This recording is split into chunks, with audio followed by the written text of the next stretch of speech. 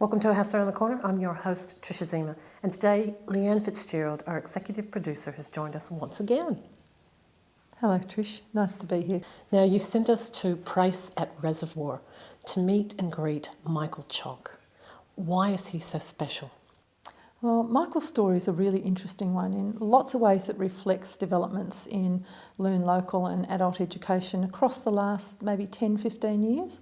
Michael started at the centre 18 years ago as a teacher of adults, and he was teaching basic literacy and English as a second language, and very much admired. And then technology came along and Michael was one of those early adopters. So he jumped right in there and started looking at how he could use technology for e-learning. And now he works as an e-mentor right across the adult learning sector. Now let's join Michael and find out about his e-learning techniques.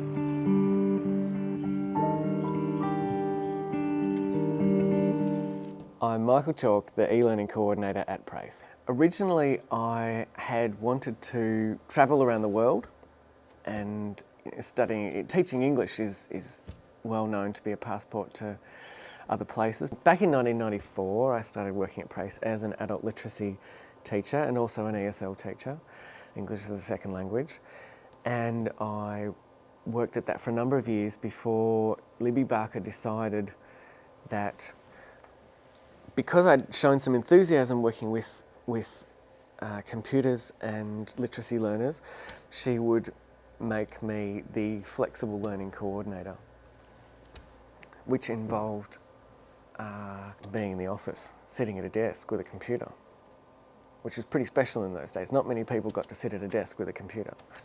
Sally Thompson at Olympic Adult Education suggested that I try to run a literacy class in the computer room.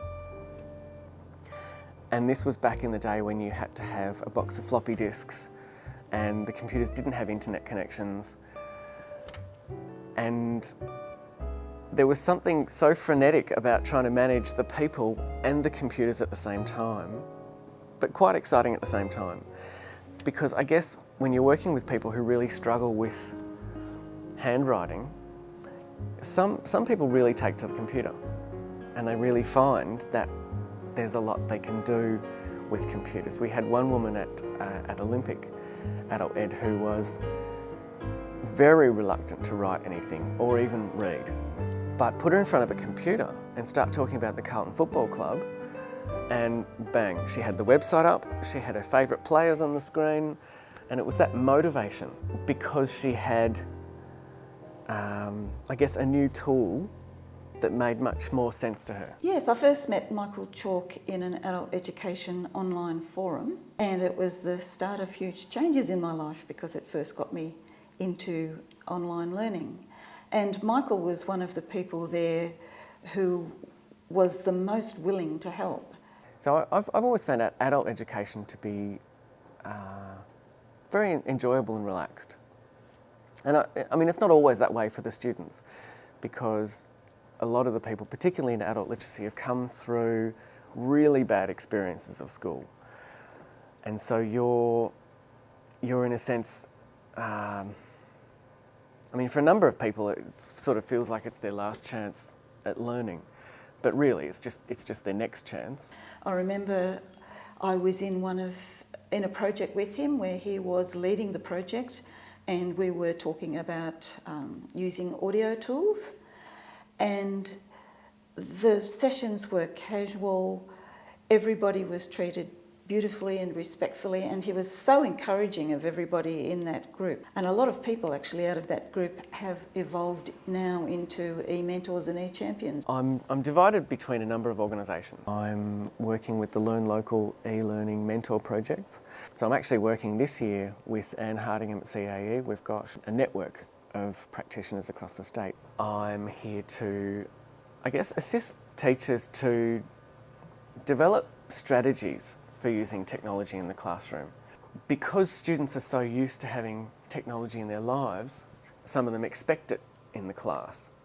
I mean, it's really about providing greater access and flexibility so students can access the resources outside of class. and that they can have access to each other and to their teachers outside of class. Michael uses lots of little gadgets in his work with students, particularly the ESL students, and a lot of them are using voice technology because it's very important for them to be able to hear their own voice, how they pronounce the words. Lynn Gibb from Kunara Community House has been an amazing colleague to work with. We've got a set of audio recorders known as Easy Speak, and a number of teachers have taken those to record students giving presentations. We did start using the Easy Speak, I think, after Lynn Gibb recommended them. Some of the other things that he's used successfully with his ESL students are an Easy Speak microphone, which is a simple microphone, and you pull off the end of it and it's got a USB port that you can plug straight into your computer. So we explored audio technologies, we looked at video screencasting for teachers working with information technology. One of the best sort of small projects we did at PRACE, which was part of that Can You Hear Us project, we had Tina Vlahos and another teacher connect up 2 different classrooms using Skype. And so what we had a setup a bit like this, where we had a laptop and speakers, and we'd pass a microphone around each class, and they had to listen to the people from the other class describe themselves. So they would hear, my name is Sophia, I'm wearing a purple scarf and I've got sunglasses on. With people, there are so many different ways to connect with people now. You've got Skype, you've got Google Hangouts. I mean, Gmail has a telephone built into it these days. For the eMentor projects, most often we use a thing called Blackboard Collaborate. It's all, you know, web-based conferencing and telephones, and there's just a whole heap of different tools to do it with. Oh, he's had a huge influence actually. He's encouraged a lot of people into learning, particularly in his own area, but also in online sessions. He's been generous with his time in coming into other people's online sessions and acting as a guest speaker. So he's had an influence on right across the state, really. There's a lot that I enjoy about my job, and I mean, I wouldn't still be here after 18 years if it hadn't been fascinating and a great experience.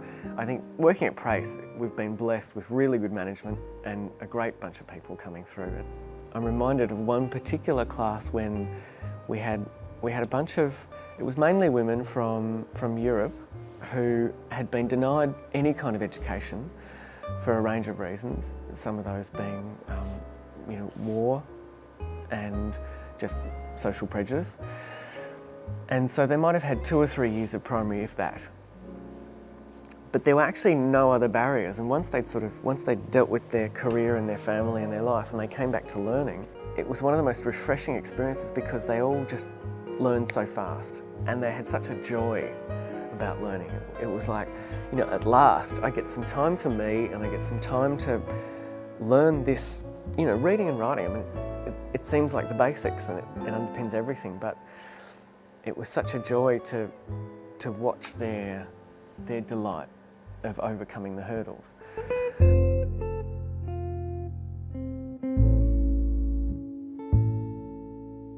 Learn Local provides quality education and training to people of all ages and backgrounds and has hundreds of locations across regional Victoria. Learn Local gave me the opportunity to complete my schooling and get the job I wanted. I never completed school, but I got the training I needed to get a great job. At Learn Local, I did the course I wanted to change my career. Learn Local, flexible, friendly and just around the corner. Take your next step with us. Authorised by the Victorian Government, Melbourne.